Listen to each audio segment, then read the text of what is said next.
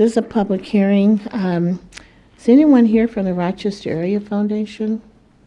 Would you come forward and give your name, please? And just as he's coming up here, given the number of questions, what I wanted to do is bring some folks in to give a little bit of the background history of how this all came to be. And the foundation was instrumental in some of the early work. Okay. Hi, members of the council. I'm Sean Allen with the Rochester Area Foundation. I'm Chris Flood, also with the Rochester Area Foundation. And we just wanted to do a quick overview of the process involved in the Second Street planning process back in late 2007 through 2008, and then through the city processes, I think in 2009. This began as a partnership between the Rochester Area Foundation and the City of Rochester. The costs for the study itself, which looks like this, if you want to show everybody that. Thank you. Was borne by the Rochester Area Foundation and the City of Rochester. Was split in half. Every aspect of the project was involved the city, and we took great pains to make sure that there was plenty of public input during the process. I think that we wanted to make sure that the process, this particular process, was an example for future processes that have since come, like the Rochester Downtown Master Plan, in terms of including the public and stakeholders in the process of determining the future of some of these areas. The project began with the development of a steering committee. We had a representative from the council at that time, Marcia Marcoux, and some of the city staff, and then members of the neighborhood associations on all around, and some of the business owners as well. And that committee met during the course of the whole process and came to the recommendations that are in the plan and were approved by the council. The committee had conducted an input meeting for the public on December 12th at Falwell School. More than 1,800 people were invited, and about 99 people showed up and signed in, so there might have been more.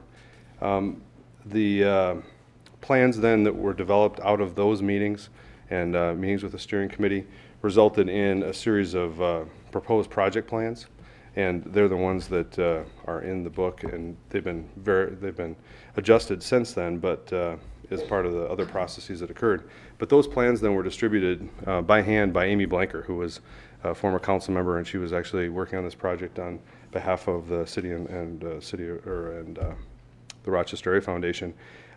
She went around to every property and business owner in the corridor prior to the next meeting to distribute these materials. Some of the property owners and business owners did want more information after those meetings, and we set up some specific meetings with individual property and business owners. In one case, we actually met at the chamber's office to kind of add the chamber into the mix from a business perspective. We then had another review meeting open to the public April 30th, 2008 at the Edison building, and during the whole process there was also an online survey that was on the RF website and connected, I believe, to the city website as well, and we received lots and lots and lots of input. It was all added to the project and to the final plan.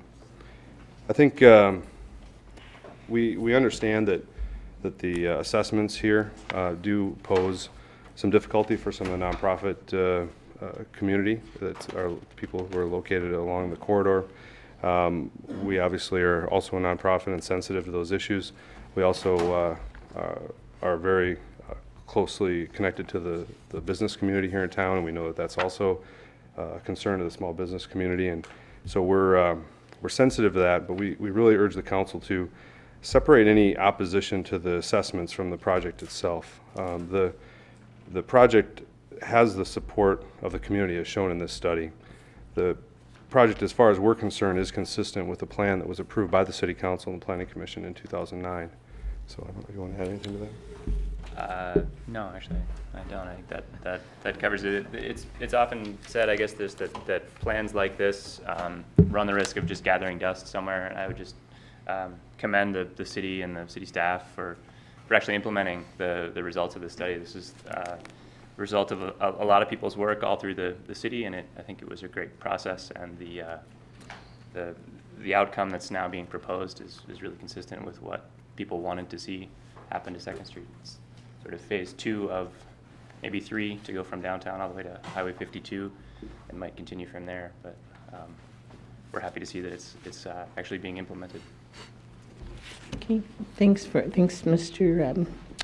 Allen and Mr. Flood, for your overview. Appreciate it. Have any questions?